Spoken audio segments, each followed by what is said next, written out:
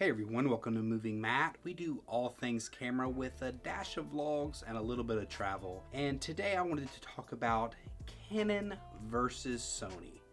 So I think there comes a time in pretty much every YouTuber's career where they have an idea and they think, well, that's a bad idea, but let's make a video anyways. And I think between the lack of sleep with a 1 week old and the lack of camera news, I think that day for me has come. Let me start off by saying I shoot both Sony and Canon, and I honestly think that both systems are great, so you really can't go wrong with either one, but I do think I can help bring clarity to you if you're trying to decide between which system by giving you the benefits of both and maybe some of the cons of both. And then that way you can decide who you are and which system works best for you. So I am going to be playing in the space of the mirrorless cameras and kind of that price range with the mirrorless cameras. I'm not really going to go up to the cinema style cameras. I think that's a whole nother animal. So if you're looking to make a decision on a cinema line, this video might not be for you, but be sure to mute me and just let it play to the end and consider throwing a like just in there for good measure. Okay, so without further ado, let's get into it. So the first benefit I'll give to Canon is their ease of use. I feel like Canon really offers a great system when it comes to their menus, as well as their touch screens are much more functional than the Sony cameras. So if you're the type of person that doesn't really want to focus on their camera as much and maybe just wants to focus on composition or the scene that you're in, and you don't really thrive on working with a camera in a technical sense, then Canon is probably best for you. They're very simple menus. They really don't have that many options. And really that's what brings me maybe to the con of Canon, or at least rather the benefit of Sony. If you are the type of person who likes to fool around with their camera more, you like to go for a lot of choice, Sony offers you a whole lot of choice. On the Sony a7S III, which I'm shooting on right now, you have 11 different picture profiles, and these are all fairly professional picture profiles. These aren't just creative looks.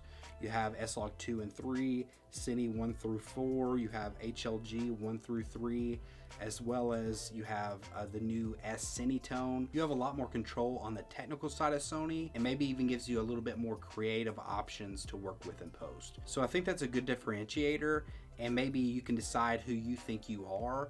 With Canon, you get very good ease of use. With Sony, you get an abundance of choice. I get a very Mac versus PC vibe when it comes to Canon and Sony. Another important factor when it comes to picking a camera system is obviously the lens choice and the glass. So with Canon, I'm mostly going to be focusing on the RF mount because that really is the future, and that's really where they're investing pretty much all their R&D, and they've even started to discontinue some from the EF mount. But that being said, with Canon, you have really high quality, innovative glass that they're doing with the RF system. I think pretty much every lens they've released on the high-end level has been very solid, and I think it's really cool that they have a slightly bigger mount, and that helps with IBIS, which is kind of another factor, but I'm just touching on it here. The IBIS in Canon is better than the IBIS in Sony, and that's owed a lot to the RF mount. So all the glasses the RF mount has is really good, but you don't have quite as much choice with the RF mount, and they're very expensive. So it's high quality but high price. But where you are lacking in quantity with the RF lenses, it more than makes up for it with the EF lenses that you can easily adapt to the RF mount. And so you have a back category going back over 30 years, and there you can find some very affordable lenses, especially on the secondhand market. Now with the Sony, they've been all in on the mirrorless system for 7 years now. I think they started back in 2014, maybe before then, so don't quote me there. But they've been doing mirrorless for a while now, and all of their lenses are set up for their mirrorless system. They have a whole lot of different lenses, and most of them are very high quality too, but I will say that some of the Sony native lenses are kind of getting a little bit long in the tooth and should probably be updated, and I think they will soon start to get updates. But the great thing about Sony lenses is their third-party offerings. You have Tamron and Sigma that both produce very high quality lenses at a very affordable price.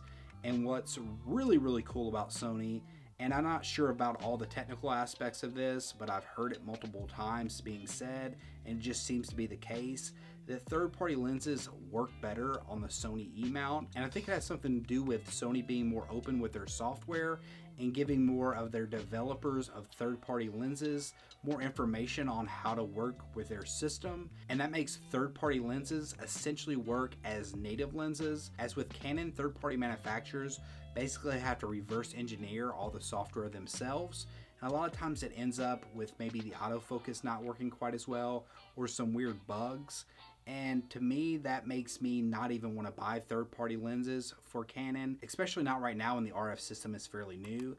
And that means if you're going to buy lenses for Canon, you're going to pay the Canon price tag. So even though they're very high quality, they're going to be pricey. With all that being said, when it comes to the glass category, which company do I give the edge? What's really, really hard to say on this one, I think they're very neck and neck.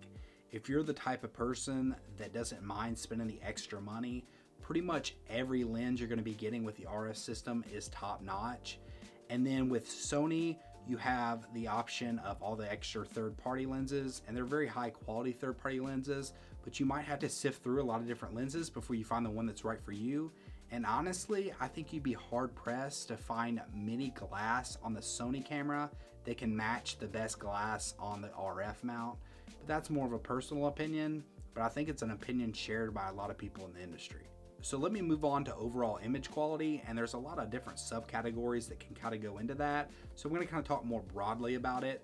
When it comes to Canon, most people will agree that the Canon colors, there's something about it that's just pleasing to the eye, and you're going to get a really good strong look out of a Canon camera directly out of the camera without doing as much in post. Sony has caught up a whole lot with their color science, especially in their newer cameras like the Sony a7S III and the Sony a1. I think they're very close now, neck and neck, but those are really on the latest cameras of Sony's. So if you're going back in the catalog, I think pretty much everyone would agree, or not everyone because it's all subjective, but a lot of people would agree that Canon overall has the better colors. Now on the flip side of that, since Sony does give you so much choice, especially in video, there's really a lot that you can do with the different color profiles, especially now that Sony cameras and pretty much all cameras in general are moving to 10-bit. You really have a lot of different options with LUTs to get pretty much any of the looks that you're wanting. With S-Log3, it's a very versatile profile, so if you're willing to work with it, I think you can get pretty much any look you're wanting, but it probably won't be directly out of the camera. But where Canon beats Sony with color, Sony tends to beat Canon with low light and especially dynamic range, which personally I like the looks of having high dynamic range. I think it makes it very cinematic, and I'm personally willing to work with footage more on the color end to get that extra dynamic range, because that's something that you really can't make up for in post. And for whatever reason, it seems like the Sony sensors overall give you better dynamic range than the Canon sensors. So the last big factor I'm going to talk about is kind of just a philosophy thing between Sony and Canon. It seems to me that Canon likes to segment out their cameras just a little bit more. So even though their cameras are hybrid between photo and video, it seems like they're more photo focused when it comes to their mirrorless style cameras, and they like to reserve a lot of desirable video features for their cinema cameras.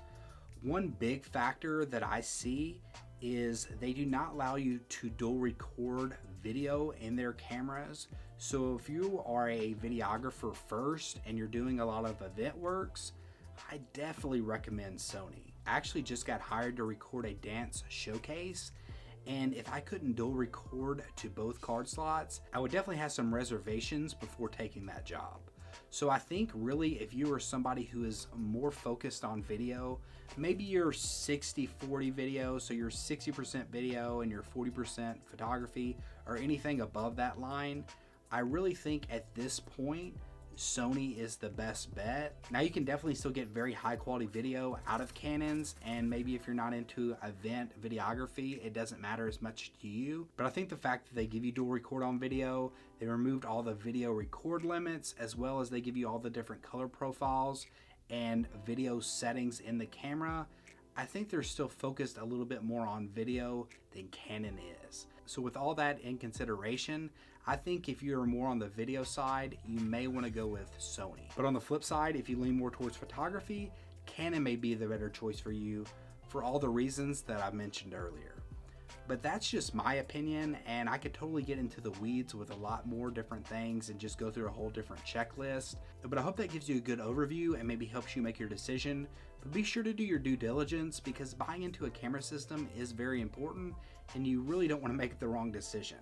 And these are really just my opinions, and for those who have their opinions, and I'm sure there's going to be many of you, drop in the comment section below and give me yours. Is there any pros and cons that I didn't cover here that I just didn't have time to cover?